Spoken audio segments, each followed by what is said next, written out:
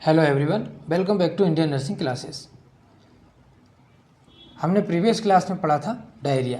हम आज एक और मेडिकल सर्जिकल नर्सिंग के इम्पोर्टेंट टॉपिक कॉन्स्टिपेशन के बारे में पढ़ेंगे। तो चलिए शुरू करते हैं। हमारा आज का टॉपिक कॉन्स्टिपेशन। कॉन्स्टिपेशन कॉन्स्टिपेशन को हिंदी में क्या कहते हैं? कब्ज।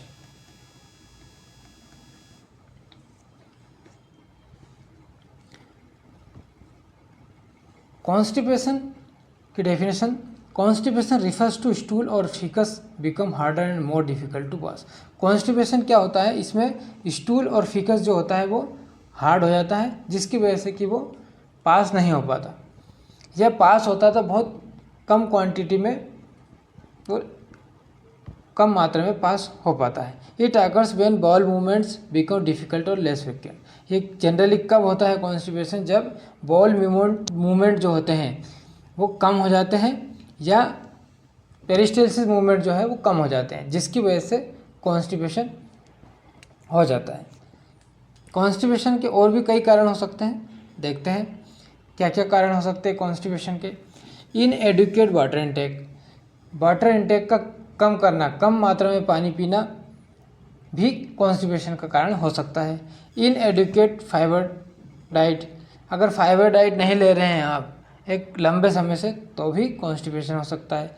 ए डिस्टरप्शन ऑफ रेगुलर डाइट और रूटीन ट्रेवलिंग। आपकी जो रेगुलर डाइट है या आपका जो रेगुलर रूटीन है उसमें डिस्टरबेंस होना, जैसे कि आप कहीं ट्रेवलिंग कर रहे हैं, कहीं जा रहे हैं, जिसकी वजह से कि आपकी रेगुलर डाइट या रेगुलर रूटीन में कोई डिस्टरबेंस होता है, तो भी आपको कॉन्स्टिपेशन हो सकता है।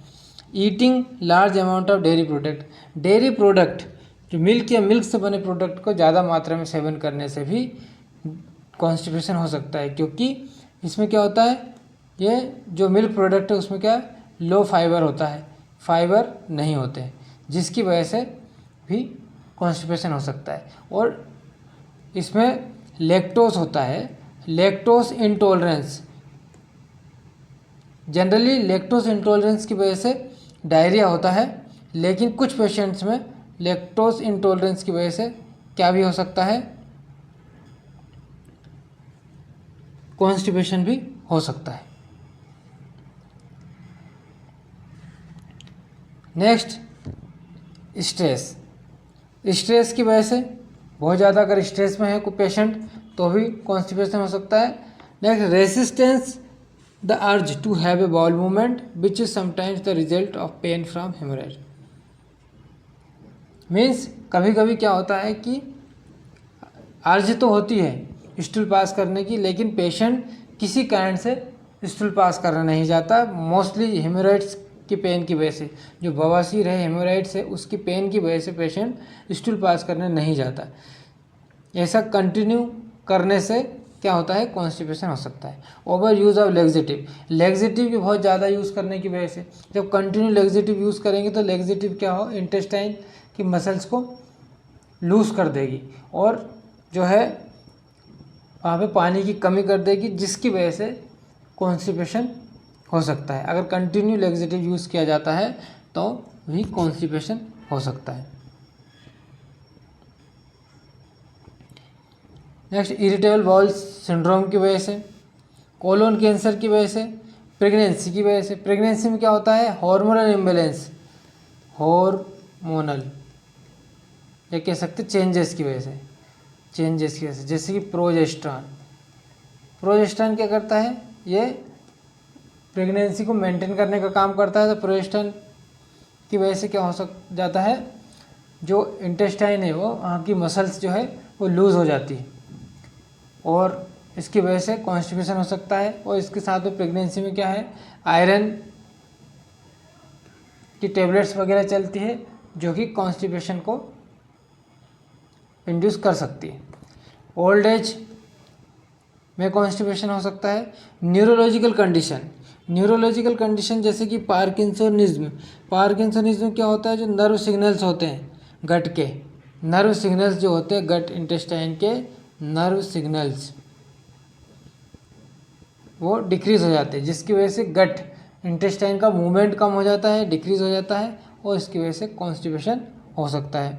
मल्टीपल स्क्लेरोसिस जो मल्टीपल स्क्लेरोसिस में क्या होगा, नर्व कवरिंग जो होगी वो डैमेज हो जाएगी, और नर्व कवरिंग डैमेज होने की वजह से जो सिग्नल है, सिग्नल डिस्टर्ब हो जाते हैं,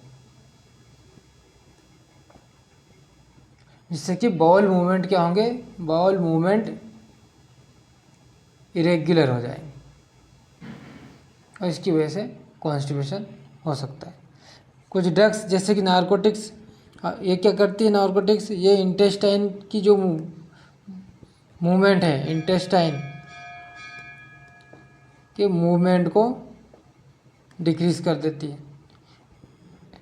इसके साथ में एंटी डिप्रेसेंट मेडिसिन है, ये क्या है, anti depressant medicine anti cholinergic effect produce करती है, जिससे कि गट के मूवमेंट कम हो जाएंगे, और गट के मूवमेंट कम हो जाने की वजह से फीकल मैटर जो है वो नीचे पुश नहीं हो पाएंगे, और कॉन्स्टिपेशन हो सकता है इसकी वजह से भी। आयरन पिल्स की वजह से भी कॉन्स्टिपेशन हो सकता है, स्टूल इसमें हार्ड हो जाता है आयरन पिल्स की वजह से। तो ये सब क्या कारण है, कॉन्स्टिपेशन के कारण हो सकते हैं। साइन एंड सिम्टम्स क्या है, इनफ्रिक्वेंट बाउल मूवमेंट और difficult having bowel movement straining, क्या होगी, इनफ्रिक्वेंट बाउल मूवमेंट हो जाएगा, जिसकी वजह से स्ट्रेनिंग होगी, मरोड़ होगी। हार्ड और स्मॉल स्टूल्स, या तो स्टूल बहुत ज़्यादा हार्ड होंगे, पानी की कमी हो जाने की वजह से हार्ड स्टूल होगा, या स्मॉल स्टूल्स पास होगा। एब्डोमेन फुलनेस होगी, जब इन कंप्लीट एवेक्यूएशन होगा, मतलब पेट ऐसा लगेगा कि कंप्लीट एवेक्यूएशन नहीं हुआ है, तो क्या होगा, एब्डोमेन फुलनेस फील होगी, एब्डोमेन भरा भरा सा लगेगा। एब्डोमेन पेन होगा, वॉमिटिंग होगी, sense of incomplete bowel movement, means अगर पेशेंट ठीक से स्टूल पास नहीं कर पाएगा तो उसको कैसा लगेगा, इनकम्प्लीट बाउल मूवमेंट जैसा लगेगा, या इनकम्प्लीट इवैक्यूएशन जैसा कि फील होगा कि इनकम्प्लीट इवैक्यूएशन हुआ है, पूरी तरह से ठीक से वो फ्रेश नहीं हो पाया, उसको ऐसा फील होगा। Next, diagnostic evaluation, means constipation को डायग्नोस करने के लिए क्या करेंगे, तो पहले करेंगे barium studies to look for obstruction of colonoscopy, means barium studies करेंगे कि कहीं कोई इंटेस्टाइन में ऑब्स्ट्रक्शन तो नहीं है, या किसी ऑब्स्ट्रक्शन की वजह से स्टूल पास नहीं हो पा रहा है। फिर और क्या कर सकते हैं, डिफिकोग्राफी कर सकते हैं। डिफिकोग्राफी क्या होता है, ये लाइव एक्सरे या एमआरआई करने की टेक्निक है ये एक, जिस समय पेशेंट स्टूल डिफिकेट करता है, डिफिकेशन के समय ही एक्सरे या एमआरआई किया जाता है, जिससे कि रेक्टम की मसल्स को देखा जा सके कि कहाँ पर क्या दिक्कत हो रही है, किसकी वजह से स्टूल पास नहीं हो रहा है। Next, laboratory test. Laboratory test में क्या करेंगे, जैसे कि थायराइड प्रोफाइल करेंगे, थायराइड प्रोफाइल,